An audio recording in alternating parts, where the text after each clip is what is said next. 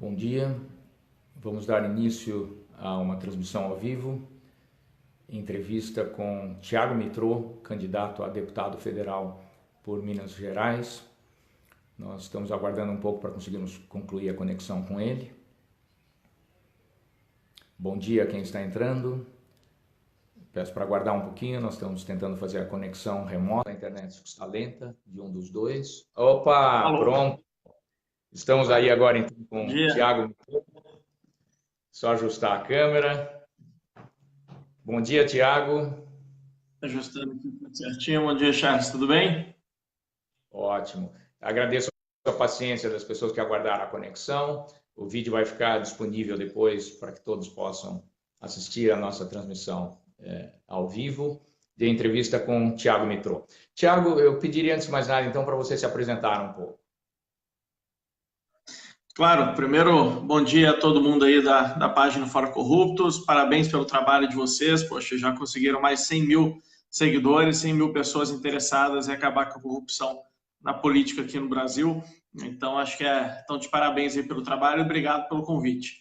Rapidamente, eu sou daqui de Belo Horizonte, eu falo daqui de BH. Eu sou alguém que, desde a época de escola, faculdade, eu sempre busquei me envolver em programas sociais para poder impactar o ambiente ao nosso redor. Fui presidente do Grêmio da escola aqui no colégio em BH. Depois, durante a faculdade, eu me envolvi muito com a empresa júnior, chegando a ser presidente da Confederação Brasileira de Empresas Juniores. Depois, quando eu terminei a faculdade de administração, fui trabalhar na Fundação Estudar, que é uma das principais fundações de educação aqui do Brasil, que trabalha para dar bolsas de estudos e ajudar na inserção do jovem no mercado de trabalho. Fiquei 7 anos na Fundação Estudar, chegando a ser o diretor executivo, o presidente dela nos últimos 3 anos, até que no fim do ano passado tomei essa decisão de me candidatar a deputado federal pelo Partido Novo aqui em Minas, né, e estou ao longo desse ano aí rodando o estado, conhecendo bastante das necessidades e realidades locais e construindo essa candidatura que agora, daqui a 6 dias, no domingo, a gente vai poder ver qual que é o resultado aí para poder contribuir com essa troca aí dos atuais parlamentares da velha política corrupta por gente nova interessada em realmente fazer diferença no Brasil.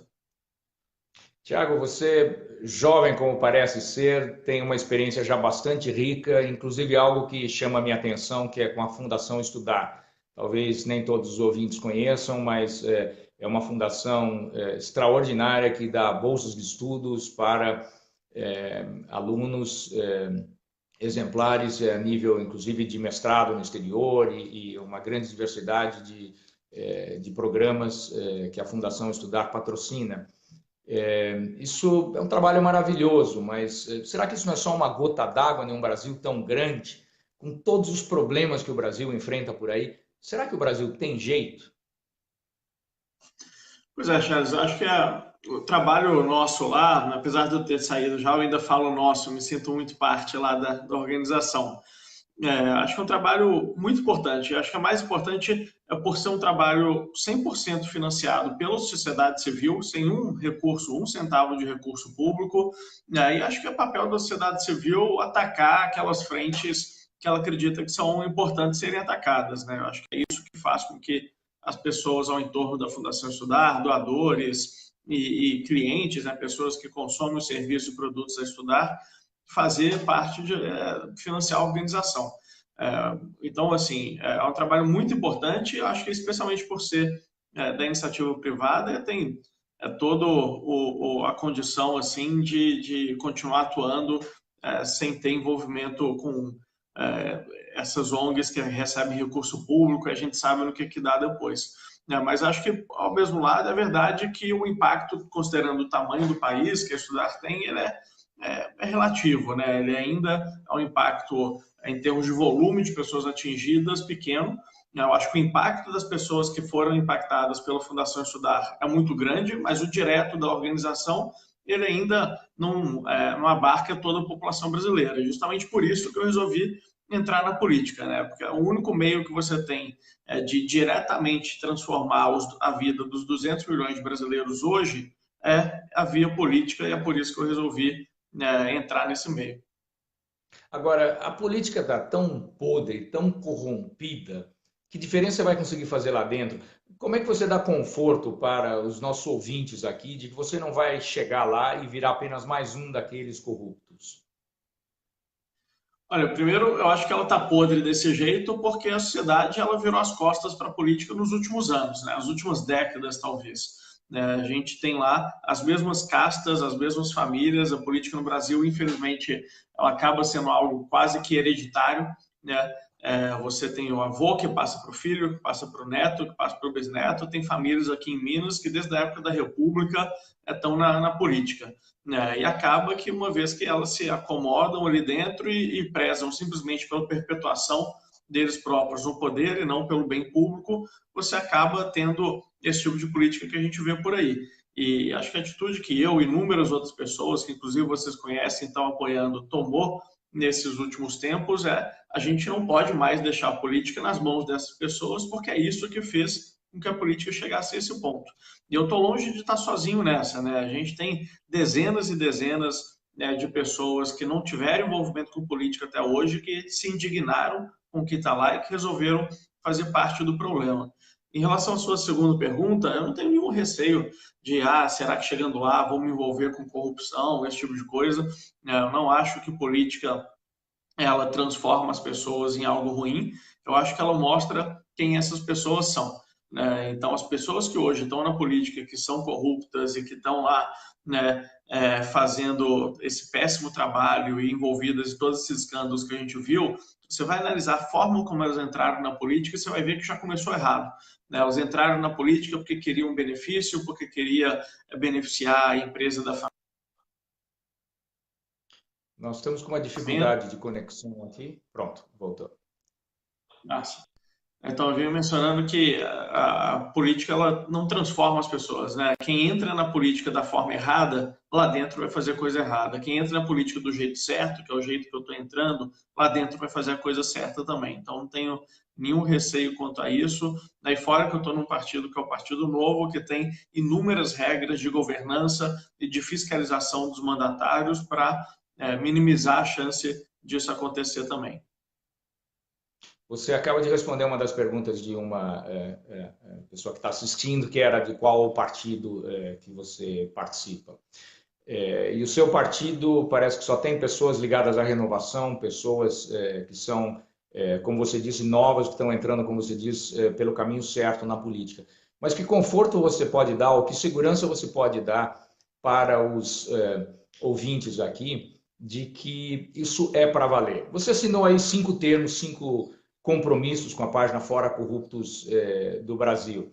O primeiro deles é sobre a Lava Jato, dizendo de apoio incondicional à Lava Jato. Mas isso é para valer mesmo? Se amanhã um parente seu, um amigo próximo seu, outra pessoa do seu partido vier a se envolver com a Lava Jato, o que você faria? Olha, primeiro, a chance disso é baixíssima porque eu não tenho nenhum parente, nenhum amigo na política hoje, né? Eu sou alguém totalmente de fora desse meio. Poderia ser algum empresário, não é só a gente recebendo propina, tem gente dando propina também. Claro, é verdade, é verdade. Mas assim, mesmo essas conexões, eu não tenho ninguém que se envolve ativamente na política, né? Mas mesmo que tivesse, que eu acho que se envolver na política não é um ato corrupto por si só, pelo contrário, acho que é um ato muito nobre, né? Mas você não conhece todo mundo a fundo, e é claro que se tiver alguma pessoa próxima que se envolva com Lava Jato e que for, acho que tem que ser investigado, né? Não é porque acho que aquele tipo de política de estar lá pelo filho, pela mãe, pela esposa, que é o que a gente viu, né, que os deputados prezam quando eles foram fazer a votação do impeachment 2 anos e meio atrás, é a coisa que eu quero combater. Quem tem que estar lá tem que estar lá pelo Brasil. E se alguém próximo se envolver, essa pessoa tem que ser investigada, né? E se for inocente, a investigação vai provar que ela é inocente, né? Então, a gente tem que apoiar a investigação. Óbvio que não pode haver perseguição, não pode haver, mas eu acho que isso hoje não acontece, né? No início o PT falava que a Lava Jato ela era perseguição exclusiva do PT, etc. Hoje a gente está vendo que não, tem políticos de todos os partidos presos. Aqui em Minas a gente tem o ex-governador do PSDB preso, a gente teve já o ex-governador do Paraná, que é do PSDB, foi preso também, o Marconi Perillo em Goiás, do PSDB, só não foi preso porque já tinha passado o prazo legal para você prender alguém que está se candidatando às eleições desse ano, né? Então, assim, a Lava Jato, eu acho que tem se provado mais do que nunca uma operação, e não só a Lava Jato, mas as outras operações da Polícia Federal também, que se existe algo que ela persegue, é a corrupção e os corruptos, né? E não um partido ou um líder político específico. Então, ela tem que ter todo o nosso apoio, e digo mais, assim, né? Não só a Lava Jato, mas como congressista, a gente pode aprovar a investigação de presidente e também dos próprios colegas congressistas. Isso é algo que, se houver substância, obviamente que eu vou fazer sempre, né? Não pode acontecer o que aconteceu recentemente, de que denúncias de corrupção contra parlamentares são engavetadas ou contra o Temer foram engavetadas porque a turma que está lá só quer se proteger. Isso é um absurdo e a gente vai fazer o contrário disso. Então, você é de Minas Gerais e é desse estado, o estado do qual Aécio Neves é senador. E, no entanto, ele não pôde ser investigado, não pôde, continua lá no Senado, não está preso, por causa de um protecionismo do próprio Senado que não deixou afastá-lo. Isso você assume como compromisso que, se acontecer uma situação similar com outra pessoa do seu partido, você não adotaria uma posição igual adotaram com o Aécio? Você não defenderia alguém de dentro do seu partido? Não, de forma alguma, e eu tenho certeza que o próprio partido ele vai intervir nisso, né? Ao contrário de outros partidos, onde os governantes, os mandatários, eles também assumem posição de dirigente do partido. Aqui no Novo, a gente tem uma coisa é o papel de dirigente partidário e outra coisa é o papel de político, né? E os dirigentes, eles inclusive fiscalizam os políticos. Então, eu tenho certeza que, para prezar pelo nome do partido, para prezar ali pela índole da instituição, se houver qualquer tipo de denúncia, a própria instituição vai acabar pedindo para o parlamentar se afastar, para a pessoa poder ser investigada. Óbvio que garantindo o direito de ampla defesa, etc., mas o que a gente vê hoje não é garantia de direito de ampla defesa, que a gente limita o direito de investigação que o Estado tem sobre essas pessoas. Isso daí não pode acontecer, e tanto eu quanto tenho certeza o Partido Novo não vamos permitir esse tipo de coisa. Tiago, antes que eu esqueça, algumas pessoas fazem perguntas, às vezes, durante a própria live, ou algumas fazem perguntas mais tarde, porque a live fica no ar por mais tempo. Eu sei que durante essa semana final de campanha é super difícil, mas você conseguiria assumir o compromisso de acompanhar, mesmo que não de imediato, mas ir acompanhando a página ao longo dos dias, e as perguntas que surgirem eventualmente na entrevista, nos comentários, você que não tiver respondido agora durante a entrevista, você responder depois no comentário diretamente?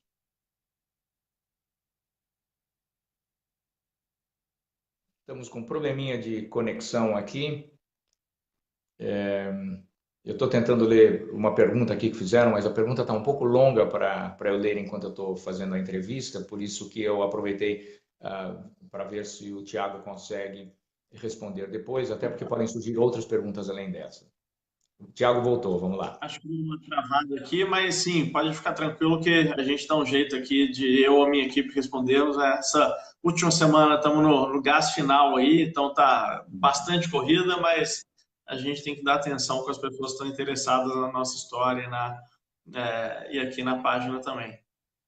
Uhum. Ok, Tiago, você defende, além de temas ligados à educação, que é um tema que você entende bastante, você defende também temas ligados a empreendedorismo. O que você entende de empreendedorismo? Por que você acha que isso é importante? Qual é a sua bandeira aí? Claro, Charles, a gente, lá dentro da Fundação Estudar, a gente empreendeu dentro da organização também, né? Eu entrei na organização, ela tinha 3 funcionários, só tinha um produto, um faturamento bem menor do que tem hoje, e a gente fez a organização crescer bastante. Hoje tem mais de 45 mil alunos em todo o Brasil, já tem uma equipe de umas 60 pessoas, né? O faturamento lá multiplicou por 5, 6 vezes quando a gente esteve lá. Então, foi um empreendimento que nós fizemos também, lá dentro da Fundação Estudar, e eu sei quais são as dores de quem cresce e de quem empreende aqui no Brasil. E, infelizmente, hoje o Estado brasileiro ele mais atrapalha do que ajuda o empreendedor. A gente tem inúmeras barreiras burocráticas, complexidade tributária, encargos trabalhistas, uma série de coisas que fazem com que a complexidade para se empreender no Brasil seja muito alta, né? A gente tem uns ambientes menos propícios para se empreender no mundo, né? De 190 países que o Banco Mundial investiga, a gente está na posição 125. É um absurdo para um país do tamanho e da relevância com a economia que o Brasil tem, né? E acaba que, infelizmente, é óbvio que eu acredito que nada deveria justificar uma corrupção, um ato ali de corromper, mas acaba que o excesso de burocracia no Brasil acaba levando, né, muitas pessoas também a corromperem, né? Você tem tanta regra que é fácil um fiscal chegar na sua empresa e pedir um por fora para ele não te multar por algo injusto e coisa assim, e não estou justificando o ato, mas isso acaba que, querendo ou não, leva mais pessoas a tomarem essa decisão, né? Se houvesse mais segurança jurídica no país. É aquele negócio de vender dificuldade para criar dificuldade para depois vender facilidade, né?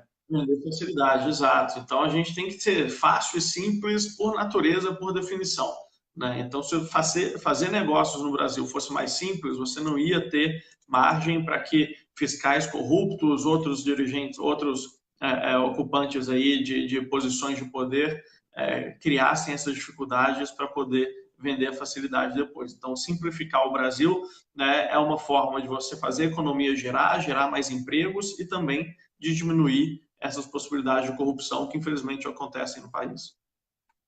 Ok. Para quem entrou agora, nós estamos entrevistando o Thiago Mitrô, candidato a deputado federal por Minas Gerais. Já estamos nos aproximando do final da entrevista.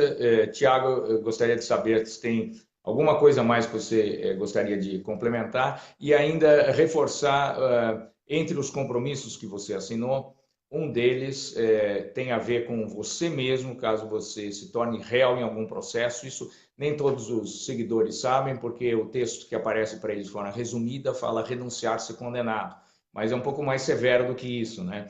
Se tornar meramente um réu, já precisa se afastar e tem um compromisso de fazer a mesma coisa com qualquer pessoa que trabalhe na sua equipe. Queria ouvir você comentando, reforçando sobre isso, porque algumas pessoas tiveram dificuldade de assinar o termo com certo receio em relação a isso, e por isso que a gente está muito confortável com todos que estão aparecendo aqui na página Fora Corruptos do Brasil, que assinaram um termo registrado em cartório, realmente firme, de compromisso mesmo com a corrupção. Então, eu queria que você comentasse rapidamente isso e depois fizesse suas conclusões. Sim, claro. Eu acho que se a gente está lá para defender o combate à corrupção e o fim da corrupção no Brasil, se nós formos alvo de uma investigação, se houver uma mínima suspeita, né, sobre isso, eu acho que o melhor a se fazer é se distanciar, né, até em respeito à população que votou em alguém que esperava que não fosse se envolver nesse tipo de prática, né? Mas, então, assim, por isso que assinei esse compromisso e fico muito tranquilo, porque obviamente eu me conheço muito bem, o meu histórico acho que fala por si só em relação ao envolvimento com práticas ilícitas, a chance disso acontecer é zero, então tenho bastante tranquilidade em assinar esse termo também, e mesmo vale para a minha equipe, né? Se tiver alguém da minha equipe que esteja enfrentando ali uma suspeita de corrupção, óbvio que tem que, de novo, dar direito à ampla defesa, não é a simples suspeita que torna alguém culpado. Acho que isso é sempre válido reforçar num país que está com os ânimos tão exaltados, né? Mas acho que até para o próprio bem da pessoa, para ela ter tranquilidade de conseguir provar sua inocência, se afastar de um cargo público de tamanha relevância como compor o gabinete de um deputado é essencial, né, para que possa dar ali isenção à investigação, né? Então, esse daí é um compromisso que eu assinei também, que certamente vou cumprir, né? E como mensagem final, a gente está aí há 6 dias das eleições, né? A gente tem, acho que todos os seguidores da página, e não só eles, mas o Brasil inteiro, né? A gente já está cansado de corrupção. Infelizmente, como você mencionou mais cedo, a gente tem uma candidata ao Senado aqui em Minas que não deveria estar se candidatando, um candidato a deputado federal que deveria estar preso e não está por conta do foro privilegiado. Então, a gente precisa colocar pessoas novas, diferentes na política, sabe? Porque não dá para esperar que as mesmas pessoas que até hoje estiveram lá e que estavam dentro desse sistema, seja envolvendo direto ou indiretamente com ele, elas corroboraram com ele, né, que elas sejam capazes de mudar essas engrenagens todas. Então, acho que mais importante do que você votar em alguém próximo a você, ou você votar naquele deputado que deu uma emenda para o seu município, uma coisa assim, a gente precisa limpar o Brasil, precisa tornar o Congresso mais ético, né, com pessoas confiáveis que vão realmente combater a corrupção, mas não só, mas fazer também a diferença em outras áreas, como eu proponho fazer, né, no empreendedorismo, na educação, porque só assim a gente vai ter o país que a gente quer e vamos poder voltar a orgulhar do nosso país. Infelizmente, as manchetes que saem sobre o Brasil internacionalmente, e mesmo aqui no país, nos últimos anos todos, não são tanto motivo de alegria para a gente tem condição de mudar essa história, e para começar a mudar isso, é votando certo, votando diferente, no dia 7 de outubro agora. Então, fica aí o convite para os ouvintes aqui, para quem estiver assistindo a gente, pesquisar bem, conhecer quem são os candidatos, conhecer a história deles e votar em pessoas que vão lá para realmente fazer a diferença e não corroborar com esse atual sistema. Tá ótimo, Tiago. Muito obrigado. Aqui pela página Fora Corruptos do Brasil, agradecemos a